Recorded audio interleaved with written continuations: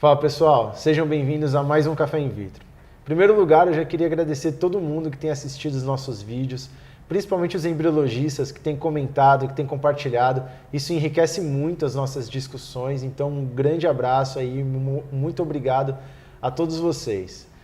O tema de hoje vai ser Assisted Hatching, fazer ou não fazer, eis a questão. E por isso a gente tem reforço do já conhecido professor, doutor, PhD, KFC, UFC, CVC, CET, DST. DST não.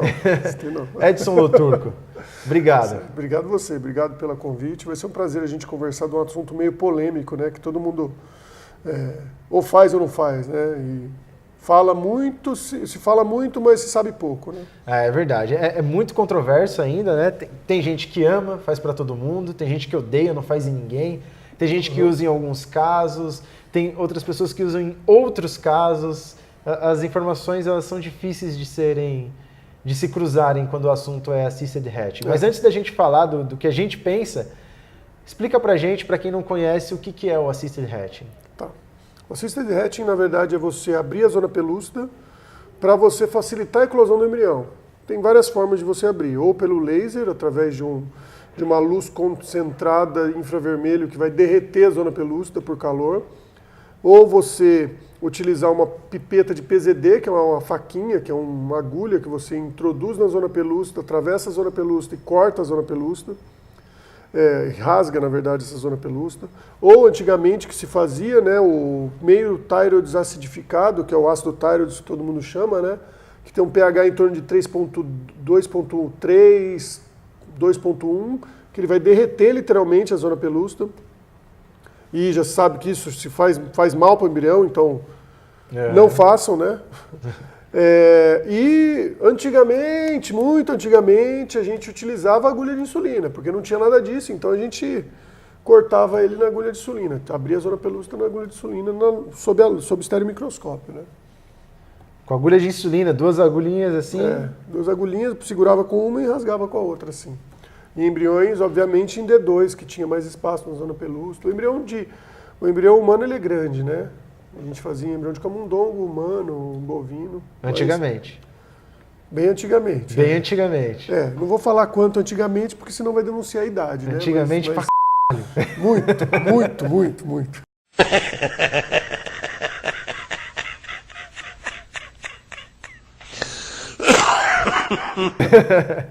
Hoje o mais comum é o laser, é o que todo mundo usa. Eu sou embriologista Nutella, da geração a laser já. Então, para quem não conhece, a gente fez um videozinho mostrando como que é o Assisted Hatching a laser.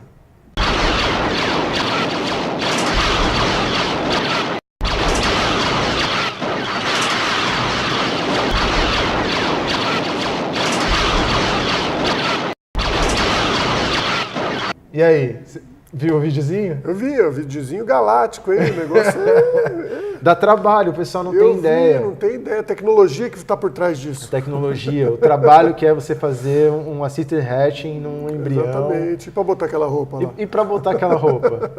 Laboratório 27 graus. Exatamente. Você teve que correr.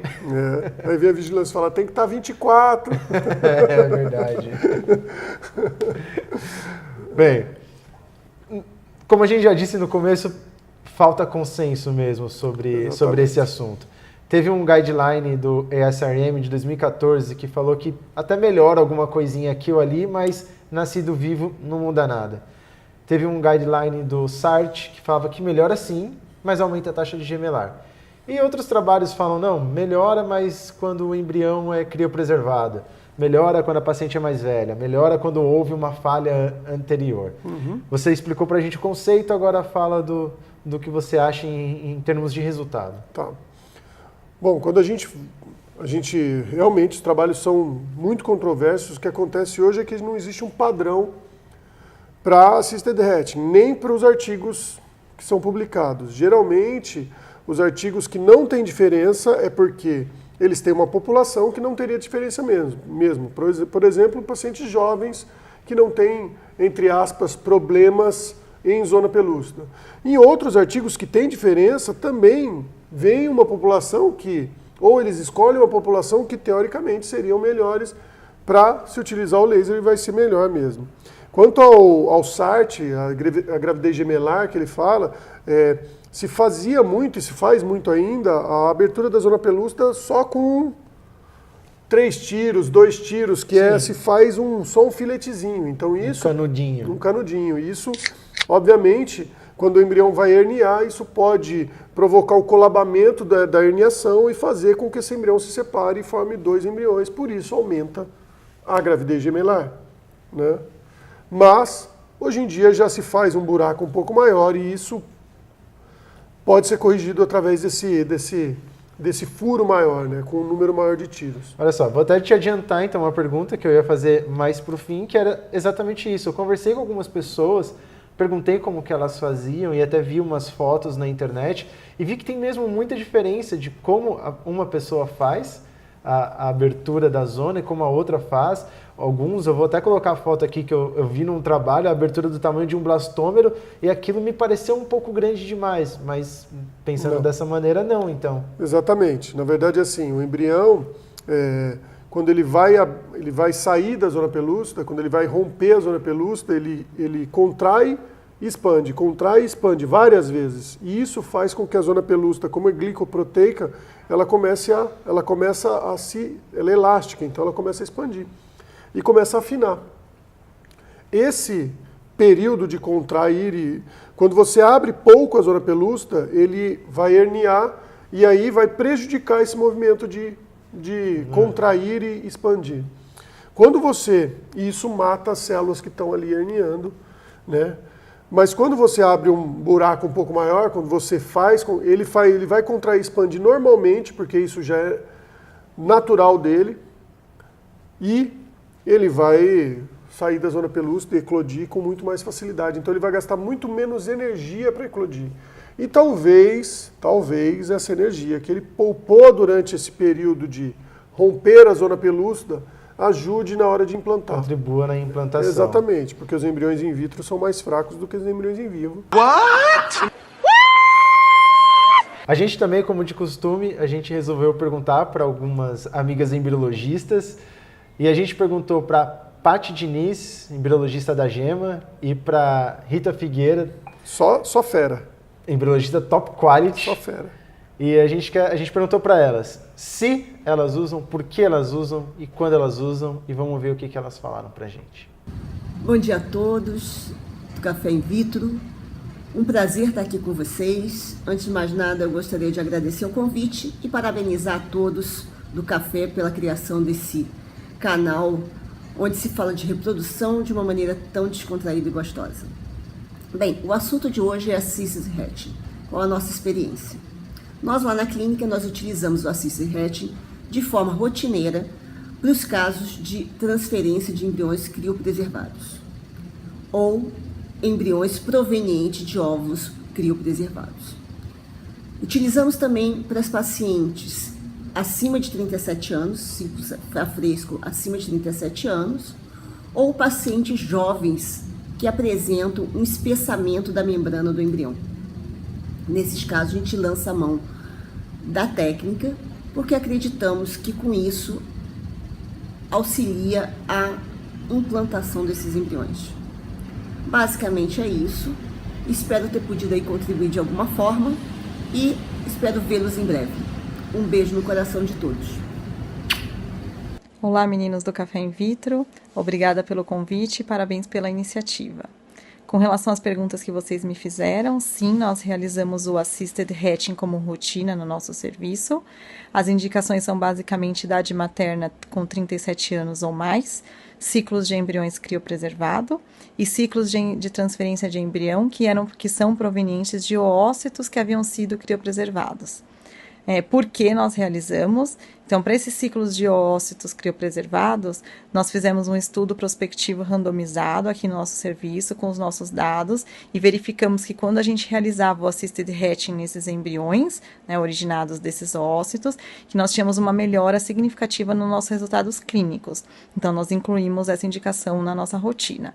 Para as outras indicações, nós nos baseamos mesmo nos dados da literatura. Os dados da literatura são escassos, são cerca de 30 estudos prospectivos randomizados randomizados disponíveis, estudos muito heterogêneos, mas que não mostram uma significativa, porém bem pequena melhora aí nas taxas de gestação e nas taxas de gestação múltipla. Porém, não existe nenhum indício que essa tecnologia melhore as taxas de nascidos vivos, que é aí um dos principais parâmetros que a gente avalia como um sucesso do tratamento.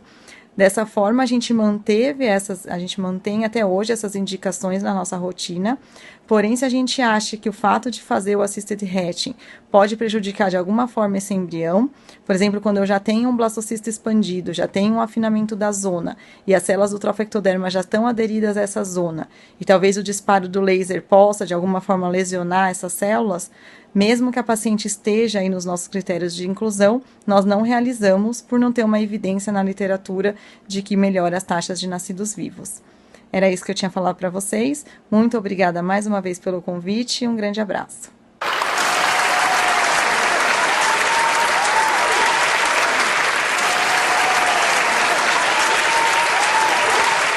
Paty e Rita, muito obrigado pela participação. A gente tinha certeza que vocês iam ter coisas interessantes para falar. E elas usam no mesmo perfil. Pacientes de idade materna avançada, acima de 37, embriões provenientes de óvulos criopreservados e embriões criopreservados. Exatamente. Ou seja, se você tem essas populações e essas populações se beneficiam disso, não tem por que não usar. Na teoria, congelamento tanto de ósseo quanto de embrião endurece a zona pelúcida, então é importante você fazer a abertura da zona. E paciente mais velho, muitas vezes elas têm um óvulo mais fraco, ou seja, é um óvulo lá de 40 anos, 39, 42, né? 44, 46, dependendo, né, do que a clínica trabalhar, mas ele é um óvulo mais fraco, então vai produzir um embrião mais fraco que vai refletir numa eclosão mais difícil. O embrião in vitro já é mais fraco que o in vivo, né? Então ele precisa sempre de uma ajuda, e o que a gente puder ajudar, o que o embriologista puder ajudar para o embrião implantar, o embriologista vai fazer. Se tiver que dançar a dança da chuva lá. Garota na chuva, ou no verão, garota na chuva, a maior sensação.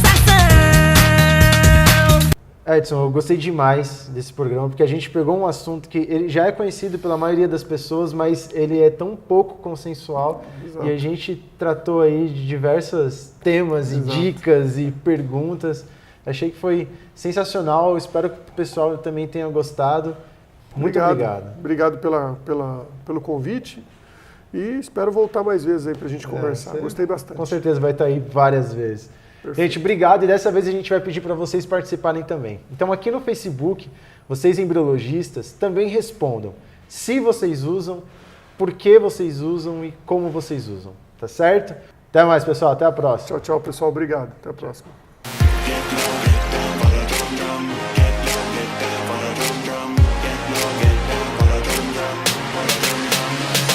Yeah, white walls, straight halls, back door of the city it calls. Black flow underneath my fall. Black flow gonna keep us all. Lifeless critic in a black grenade. Like this is fist, try to brag.